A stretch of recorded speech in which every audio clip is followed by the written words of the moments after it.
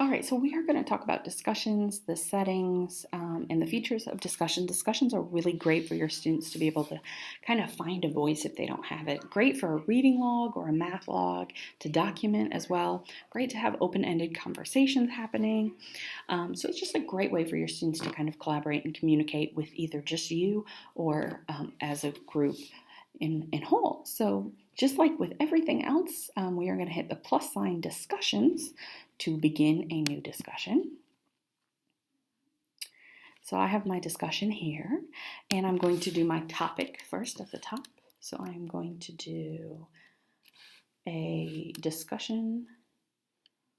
What kind of math might you find at a baseball game?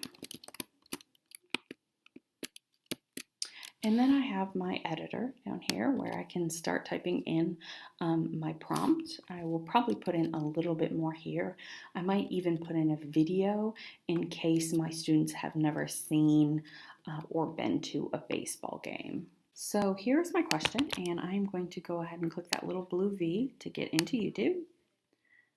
And I am going to look for a Yankees baseball game.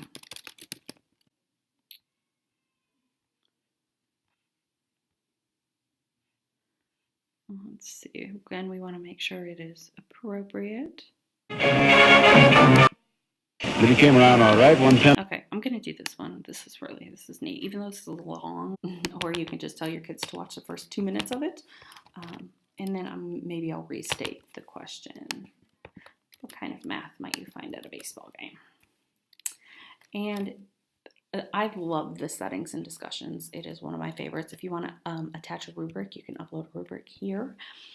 So you can allow threaded replies so students can respond directly to other students. This is a neat one. Users must post. So your students have to post before they are able to see what their students replied. Enable a podcast feed so it can turn into a podcast later, which is neat. If you're going to make this graded, you just check that. And then you can allow liking. You can be the only person that likes, or you can sort it by likes. So the amount of likes, the number one thread that has the most likes will go to the top. You can also make it a group discussion where your students will be grouped together. So it will be multiple discussions happening. So if you were doing a book study and everybody has different books, this would be how you would set that up. So you wouldn't actually have to set a discussion up for each class. You would just give them maybe a set of questions, and then they would look at that. So they can sign themselves out. So they would say, okay, I want to be in a group with Katie, or you can split them into, 10 equal groups, or you can manually create the groups. So that is up to you, which is pretty cool. And I'm going to unclick that. And you can also do your grade as percentage, complete, incomplete, points, letter grade, like a 4.0, 3.0, that kind of thing. If you want it to be posted to your SIS, so it's going to go up to PowerSchool, this box will do that for you.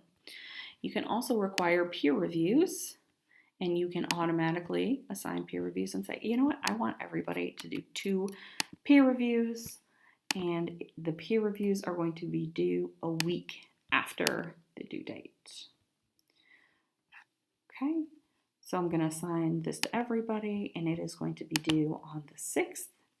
So it is going to be available from the 4th to the 6th. And I even have my time option there. And that way they have a whole week to be able to do 2 reviews of their peers. Okay. So when I hit save or save and publish, I'm going to hit save and publish just so I don't have to go back and publish again. You can see that this is exactly what it's going to look like. So I have my game here, I have my question, and then my students are just going to hit reply, and they are going to be able to type in their reply. For the little guys, this is really cool because they can do the record and upload media feature. So instead of them responding back to you with typing, which sometimes can be a bit of trouble, maybe you're just recording or uploading media. So it's just a video of them talking. Another great way to do a discussion is have this be a reading log. So have the kids read to you. So they would actually have their book and they would be reading aloud to you so you could listen to them after school, and you don't have to worry about pulling them into small groups that way and trying to listen to 5 kids read at the same time. You can listen to each of them individually read, which is pretty cool. So I'm going to hit cancel here because this one's all set.